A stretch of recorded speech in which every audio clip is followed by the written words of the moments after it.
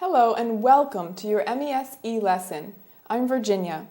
Today you're going to learn the what, the how, and the when of talking about excursions and sports using can plus verb. Let's start with what. What are these statements and answers used for? They are used to talk about the location of sports and excursions. For example, you can reserve a tennis court at the hotel next door. Good. Now let's learn how. How do you use these statements and answers? First, know how to conjugate can.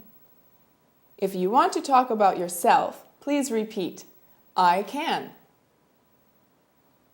If you want to talk about me, you can. If you want to talk about Bob, he can. If you want to talk about Sally, she can. If you want to talk about us, we can. If you want to talk about them, they can. Great! It's very important to memorize this conjugation fluently before you start practicing Video B. Next, study your vocabulary. You can play golf, go swimming, see a show.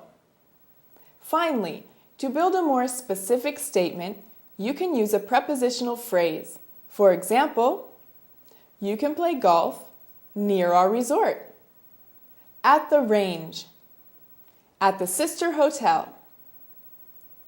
So finally, when do you use these statements and answers?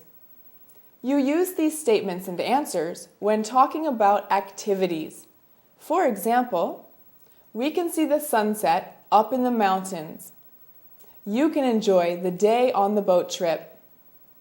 You can learn scuba diving in the pool. Great job! Now, let's review. First, what are can plus verb statements and answers used for? They are used to talk about the location of excursions and sports. Second, how do you use these statements and answers?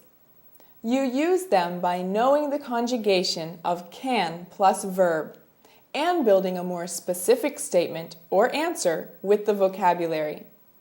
Third, when do you use these statements and answers? You use these statements when talking about activities.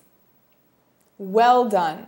Let's move on to Video B to really practice making your own statements.